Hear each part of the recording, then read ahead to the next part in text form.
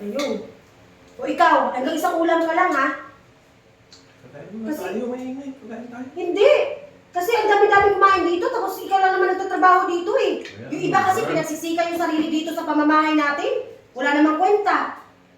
Tama na yan ate. Tatay natin. Isa ka pa, palamunin ka lang din eh. Palamunin ka lang din naman dito eh. Pareha kayong dalawa eh. Ba't ba kasi pinagsisikan niyo pa yung sarili niyo dito sa pamamahay namin? Tapos hindi man lang kayo trabaho, hindi man lang kayo tumulong sa amin. Hindi, kasi yung tatay ko kasi di mo alam, hindi nga ako pinapaaral yan eh. Nung bata pa yan, may pera pa yan, minawaldas lang yan. Puro pang babae, tapos ngayon, nung wala na siya, dito sa atin. Kakain muna. Basta huwag ka kumuha ulit ng ulam dito ha. Ayoko kumuha ka ulit dito ng ulam. Eh dad, nadadamay pati ako. Kunin mo Dahil na, sa kinuha inyo. mo na eh. Ayun, binawasan mo na eh. Kunin mo na, kainin mo na yan. Basta huwag mo na dagdagan. Kunin mo na. Kumuha ka na. Tatay mo pa rin yan eh. Eh kahit na. Kasi wala namang kwenta yan eh. Tatay ko nga siya, pero wala naman siya kwenta. Tingnan mo, anong ginawa niya sa amin dati. Hindi ako nakapagtapos ng pag-aaral dahil wala siyang kwentang tatay. Ha?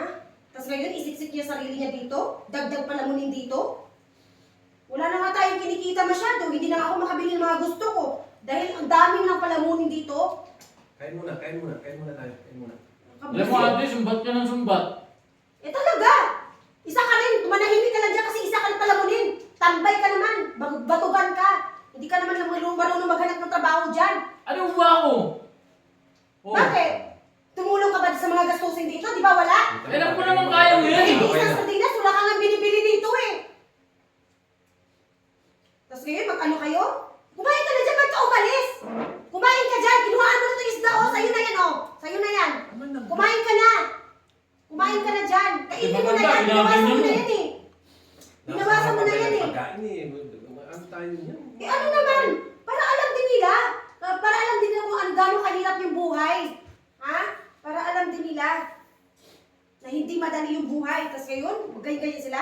Ang hirap sa kasi sa'yo, pinapamukha mo na ikaw lang ang gumagastos rito eh. Eh bakit sino pa ba? Kami lang din naman talaga. Bakit gumagastos din ba kayo? Ha? Kayong dalawa? Ha? Gumagastos ba kayo? Kain muna. Wala naman kayong naitulong dito. Wala naman kayong naiambag dito eh. Ha? Tapos ngayon, iyak ka ba dyan? Kumain ka dyan. Kumain ka.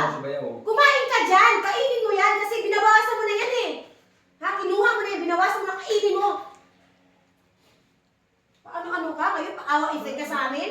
Ha? Kaya mo bukas na bukas, maghanap ako ng trabaho. Puro ka lang bukas. Hanap trabaho. Wala naman nangyari. Puro hanap ng trabaho. Wala naman nangyari eh. Kainin mo yan. Huwag ka umalis dyan ha. Basta huwag mo nang dagdagan yung ulam. Dito ko ito ilagay. Huwag mo nang dagdagan. Yan na, awa sa matanda. Naawa? Bakit nung bata pa ako naawa pa yan? Nung bata kabataan pa yan, naawa ba siya? Naawa siya sa atin? Ha? Naawa ba siya? Hindi siya naawa sa atin. Tatay mo pa rin yan eh. Kahit Tatay pa na. rin natin yan eh. Kahit na. Yan mo na. Kahit na tatay ko nga siya, pero wala naman siya naibigay sa akin na magandang buhay. Ha? Wala siyang naibigay sa akin na magandang buhay. Ha?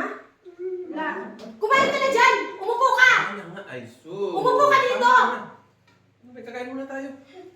Alam mo, Ah, pati kapwisit kayong eh. magkapatid, nag-aaway patuloy. Eh paano, hindi naman matigil yung bunganga mo. Talaga hindi matigil! Kasi alam mo naman siguro kung gano'ng kahirap yung buhay eh. Eh kung ano mangyari doon? Eh, wala akong pakialam. Bakit? May pakialam ba yun sa akin? Wala pakialam sa akin yun. Ang hirap dito! E di lumayas kayo. Mas mabuti pa. Magkapatid, nag-aaway pa. Ikaw tumahimik ka na din. Mas mabuti pa. Magsialisan kayo.